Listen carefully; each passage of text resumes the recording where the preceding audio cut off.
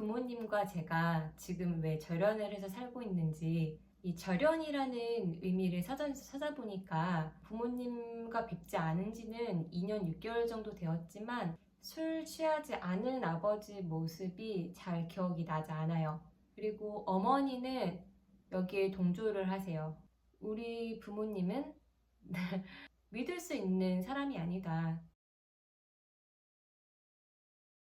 그래서 부모님과 먼 관계를 유지하고 있으면서 마음이 어떠하냐?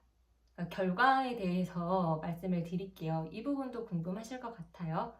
부모님께는 죄송하지만 사실 저는 너무 좋습니다. 표정에서도 좀 드러나지 않나요? 그러니까 제 마음에 어떤 한 부분에서는 좀 불편함이 남아 있을 것도 같아요. 근데 그럼에도 불구하고 예전보다 저의 삶이 더 산뜻하고 그냥 편안하다고 느끼고 있습니다. 그러니까 이 죄책감이 되게 크잖아요. 그러니까 내가 이 부모 자식 관계는 천륜이라고 하는데 이걸 뵙지 않아도 되는 건지 내가 너무 잘못하고 있는 것 같고 이제 그런 마음이 되게 큰데요. 근데 저는 이제 처음에 명절에 집에 가지 않았을 때는 내가 이래도 되나 싶은 생각이 들었어요. 근데 한 번, 두 번 하다 보니까 그냥 익숙하고 이게 편해지고 별로 필요성을 느끼지 못하겠는 거예요. 점점 죄책감도 별로 없더라고요. 왜냐면 이 상황이 너무 좋으니까. 그래서 관계를 좀 변화를 시켜보면 어떤 게 나에게 더 맞는지 알 수 있는 것 같아요. 물론 우리나라는 워낙 그 가족 중심적인 그런 가치관이 강하고 또 가족과 혈연이 아주 끈끈한 그런 문화이기 때문에 그리고 그걸 좀 정상이라고 생각을 하잖아요. 그래서 그 정상을 벗어나서 어떤 비정상의 세계로 이게 들어오는 게 굉장히 망설여지고 쉬운 일은 절대 아니에요. 왜냐하면 또 저희가 어떤 도덕적인 그런 가치관이나 그런 교육을 많이 받았기 때문에 이게 결코 쉬운 선택은 아니지만 근데 제가 드리고 싶은 말씀은 그냥 한번 해보고 만일에 내가 죄책감이 너무 크고 부모님을 믿지 않고는 살 수가 없을 것 같다. 그게 오히려 내 마음이 너무 불편하다. 그러면 다시 예전으로 돌아가면 되는 거거든요. 그러니까 이게 한 번 안 본다고 계속 안 보는 게 아니라 그냥 보고 싶으면 또 보면 되는 거예요. 그러니까 결정의 선택권이 나에게 있다는 거를 기억을 하셨으면 좋겠어요. 이게 너무 부모님과 그 의존하는 부모님의 영향을 많이 받은 사람은 계속 이 기준이 부모님에게 가 있잖아요. 근데 그렇지 않고 나에게도 힘이 있다.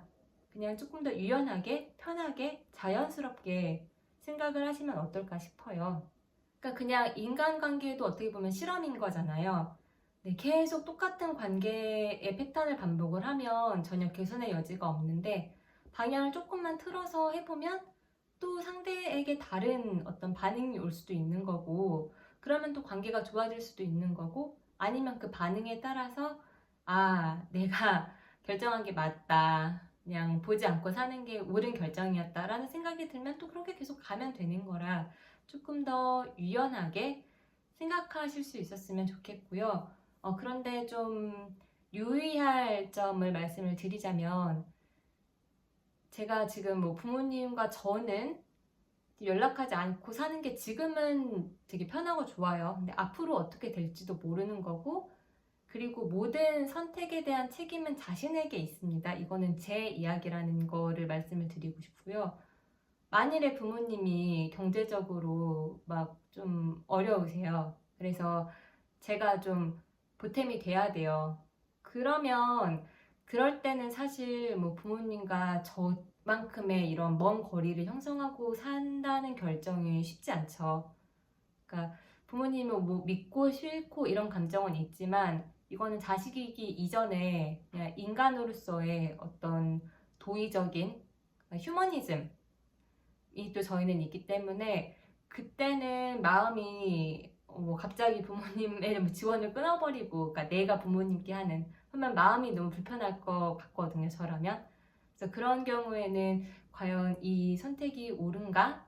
라는 생각이 들고요 그리고 부모님이 만일에 집착이 너무 심하세요 그래서 갑자기 내가 이렇게 통보를 해버리면 막 부모님이 날뛰고 막 너무 충동적으로 어떤 알 수 없는 행동을 하실 수 있는 가능성이 있다.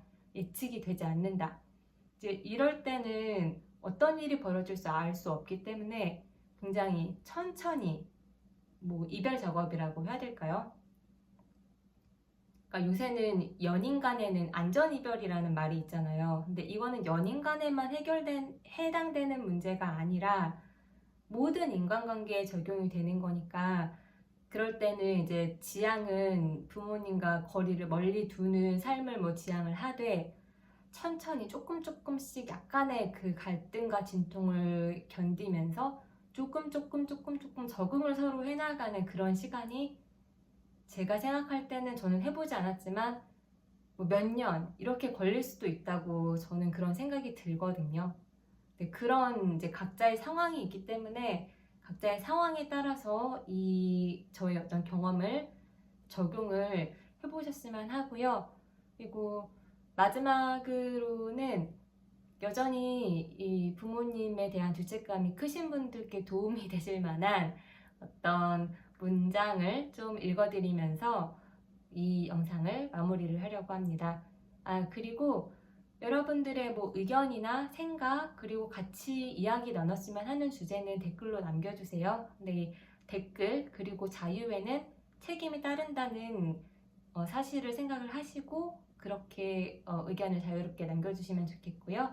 그러면 저는 다음 시간에 더 알찬 주제로 돌아오도록 하겠습니다. 모든 가족이 따뜻하고 애틋하지는 않다.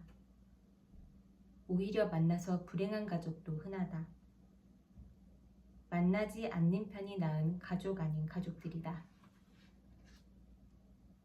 우리 사회는 가족애를 유난히 강조한다. 혈연에 기반한 가족에게 집착하는 경향도 짙다. 그러나 가족이라도 인연이 닿았으면 자연스레 흘러가도록 놓아주어야 한다. 주위를 둘러보면 절연하고 사는 부모 자식, 남보다 못한 가족이 생각보다 수두룩하다. 그러니 가족이라도 마음 가는 대로 관계를 정리한다고 괜한 죄책감을 갖지 않아도 된다.